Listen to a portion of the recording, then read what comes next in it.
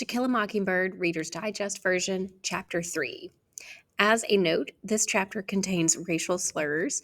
It is in print. I will not be saying them. You can just take that back, boy.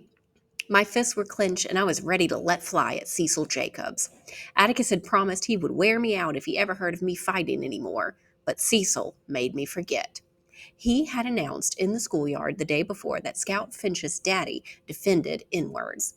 I denied it, but that evening I asked, "Do you defend N-words, Atticus?"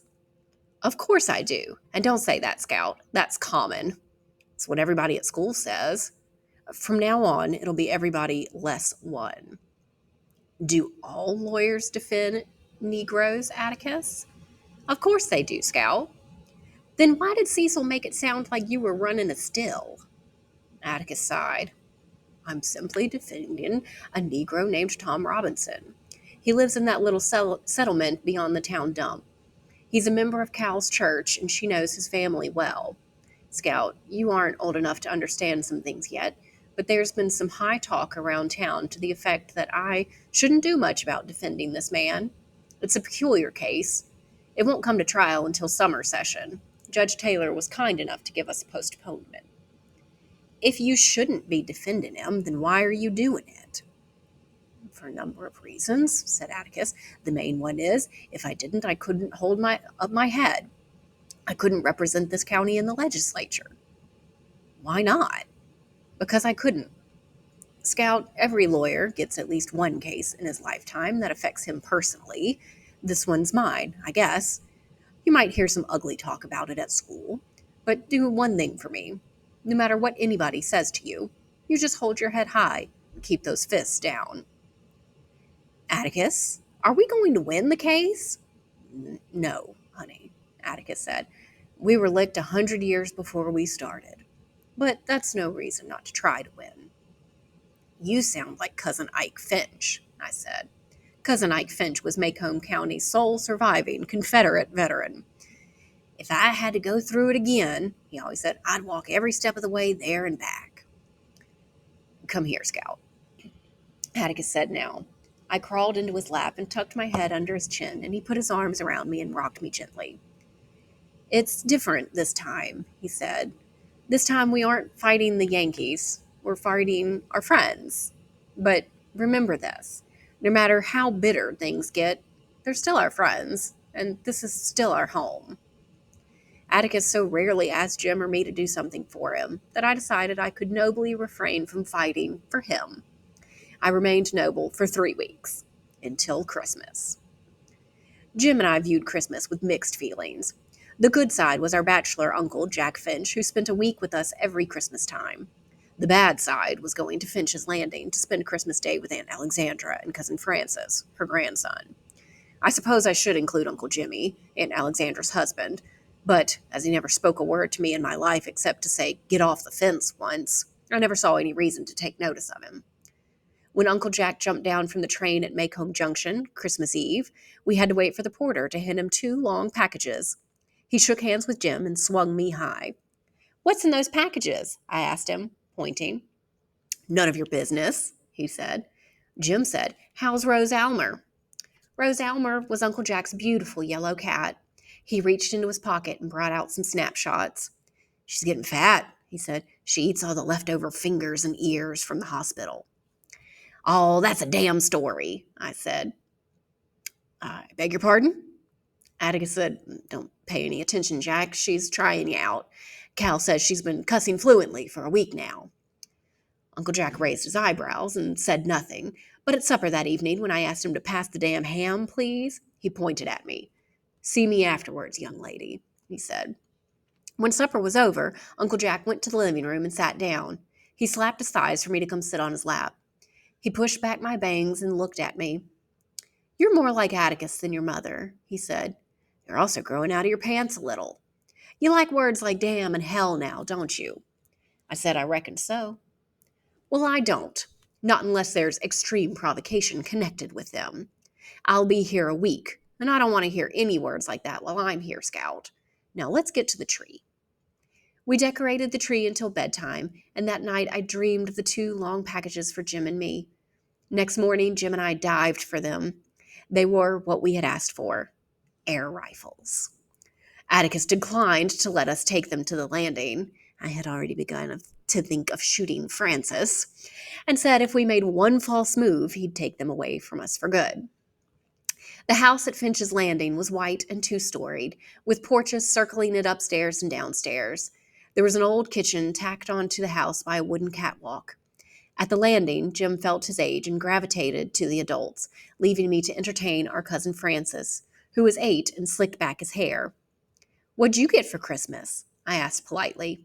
"Just what I asked for," he said. He had requested a pair of knee pants, a red leather booksack, 5 shirts, and an untied bow tie.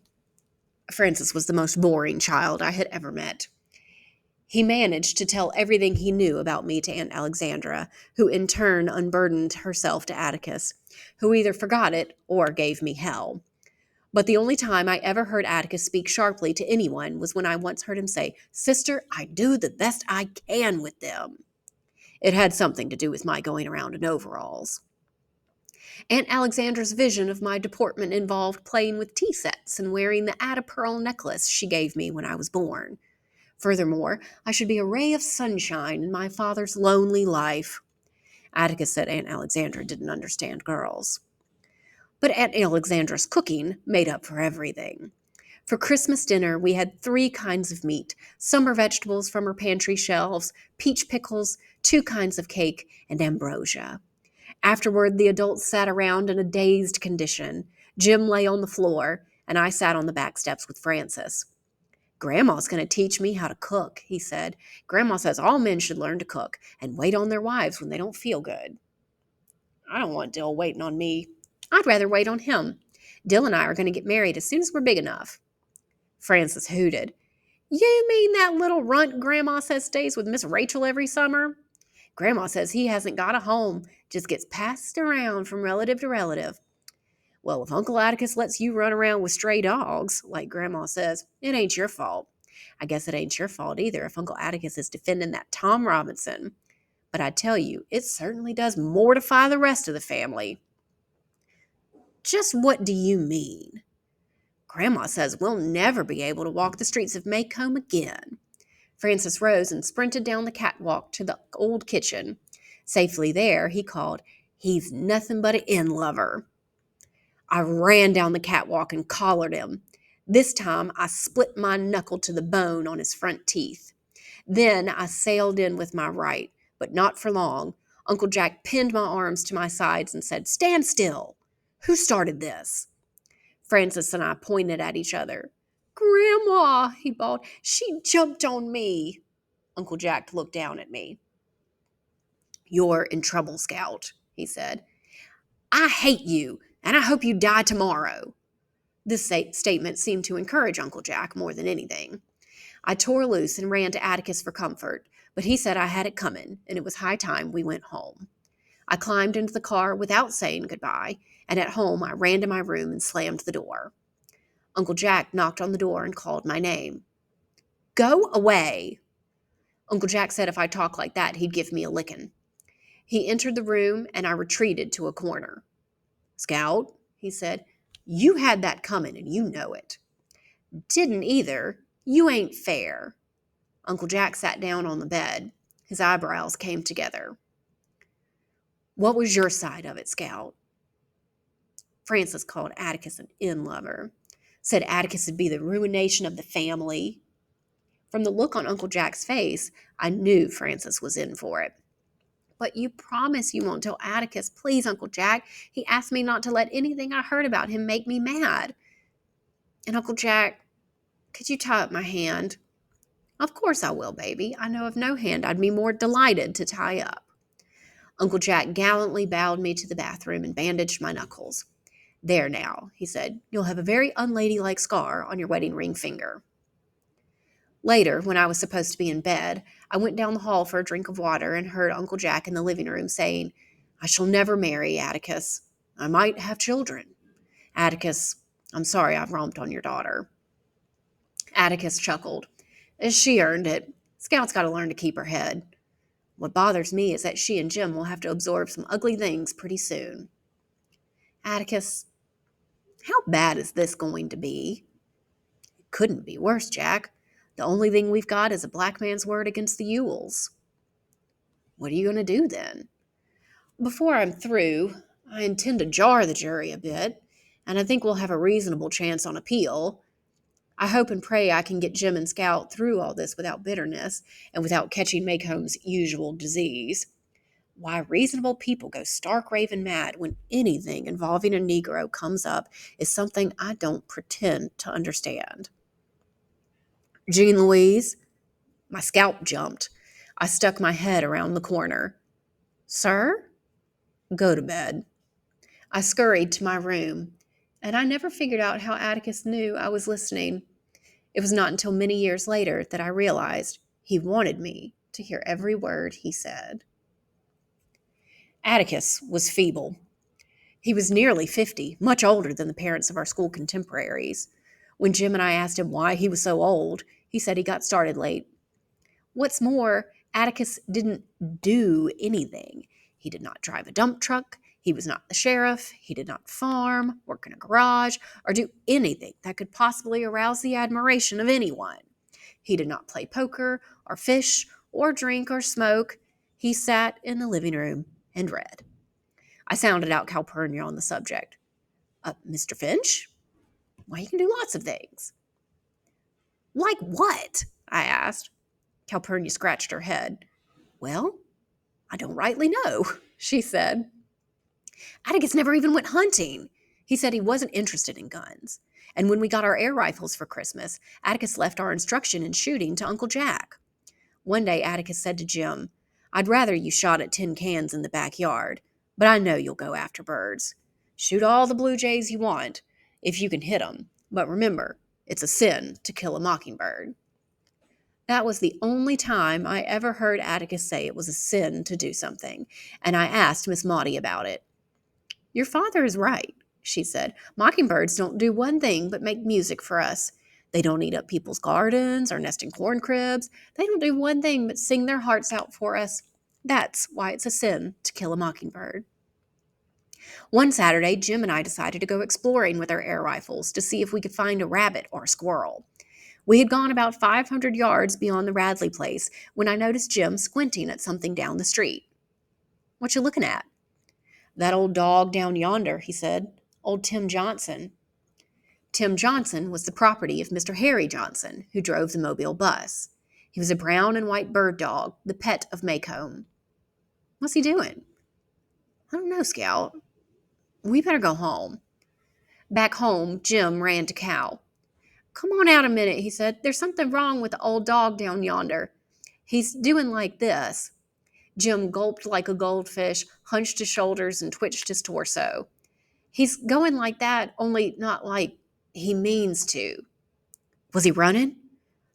No, he was just moseying along, coming this way. Calpurnia rinsed her hands and followed us out beyond the Radley place. Tim Johnson was closer now. He walked erratically, as if his right legs were shorter than his left legs. He's gone lopsided, said Jim. Calpurnia stared, then grabbed us by the shoulders and ran us home. She shut the wood door behind us, went to the telephone, and shouted, Give me Mr. Finch's office. Mr. Finch, she shouted, this is Cal. There's a mad dog down the street a piece. It's old Tim Johnson. Yes, sir. Yes, sir. She hung up, rattled the telephone hook, and said, Miss Eula May, can you call Miss Rachel and Miss Stephanie Crawford and whoever's got a phone on this street and tell them a mad dog's coming? Please, ma'am, hurry. Calpurnia's message was quickly received. While we watched, every door within our range of vision was closed tight, and a few moments later, a black Ford swung into our driveway. Atticus and Mr. Heck Tate got out. Mr. Heck Tate was the sheriff of Macomb County. He was as tall as Atticus, but thinner. His belt had a row of bullets sticking in it. He carried a heavy rifle. When they reached the porch, Jim opened the door. Stay inside, son, Atticus said. Where is he, Cal? Oh, he ought to be here by now, said Cal, pointing down the street. He's not running. He's in the twitching stage, sir. Should we go after him, Heck? Asked Atticus. We better wait, Mr. Finch. They'll usually go in a straight line, but you never can tell. Let's wait a minute. Nothing is more deadly than a deserted, waiting street. The trees were still, The mockingbirds were silent. The carpenters at Miss Maudie's new house had vanished. I saw Mr. Tate shift his gun to the crook of his arm. I saw Miss Stephanie Crawford's face framed in the glass window of her front door. "There he is," Atticus said softly. Tim Johnson came into sight, walking dazedly in the inner rim of the curve parallel to the Radley house. "He's got it all right, Mr. Finch," Mr. Tate said. Tim Johnson was advancing at a snail's pace, motivated by an invisible force that was inching him toward us. We could see him shiver like a horse shedding flies. His jaw opened and shut. "He's looking for a place to die," said Jim. Mr. Tate turned around. "He's far from dead, Jim." Tim Johnson reached the side street by the Radley place, and what remained of his poor mind made him pause and seem to consider which road he would take. He stopped in front of the Radley gate. Then he tried to turn around, but was having difficulty. Atticus said, "He's within range, Heck. You better get him now." Calpurnia tried to block Jim and me with her body, but we looked out from beneath her arms. "Take him, Mr. Finch. This is a one-shot job." Mr. Tate handed the rifle to Atticus. Jim and I nearly fainted. Atticus shook his head vehemently. "Mr. Finch, miss, and it'll go straight into the Radley house. I can't shoot that well, and you know it." "I haven't shot a gun in 30 years. Mr. Tate almost threw the rifle at Atticus. "I'd feel mighty comfortable if you did now," he said. In a fog, Jim and I watched our father take the gun and walk out into the middle of the street. Time slowed to a nauseating crawl while he raised his glasses, and Calpurnia murmured, "Sweet Jesus, help him," and put her hands to her cheeks. His glasses slipped down from his forehead, and he dropped them in the street. In the silence, I heard them crack. In front of the Radley gate, Tim Johnson had finally turned himself around to pursue his original course up our street. He stopped and raised his head. With movements so swift they seemed simultaneous, Atticus brought the gun to his shoulder and fired. The rifle cracked. Tim Johnson leaped, flopped over, and crumpled on the sidewalk in a brown and white heap. He didn't know what hit him. Mr. Tate jumped off the porch and ran and squatted in front of the dog. He turned and tapped his finger above his left eye. "You were a little to the right, Mr. Finch," he called. "Always was," Atticus answered. "If I had my druthers, I'd take a shotgun." He stooped, picked up his glasses, and ground the broken lenses to powder under his heel. Doors opened one by one, and the neighborhood slowly came alive. When Mr. Tate and Atticus returned to the yard, Mr. Tate was smiling. "I'll have Zebo collect him," he said.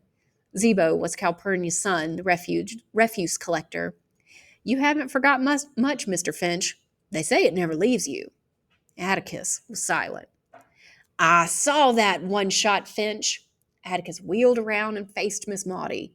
They looked at one another without saying anything, and then Atticus got into Mr. Tate's car. He said to Jim, "Don't you go near that dog. He's just as dangerous dead as alive. Now, Heck, let's go back to town." Miss Maudie was grinning at us. "You didn't know Atticus Finch was the deadest shot in Macomb County in his time. Nickname was Old One Shot when he was a boy. If he shot 15 times and hit 14 doves, he'd complain about wasting ammunition." Jim seemed paralyzed. "Wonder why he never goes hunting now," I said. "Maybe I can tell you," said Miss Maudie. "If your father's anything, he's civilized in his heart. Marksmanship's a gift from God. Oh, you have to practice, but shooting's different from playing the piano or the like. I think maybe he put his gun down when he realized that God had given him an unfair advantage over most living things." "Looks like he'd be proud of it," I said. "People in their right minds never take pride in their talents," Miss Maudie said.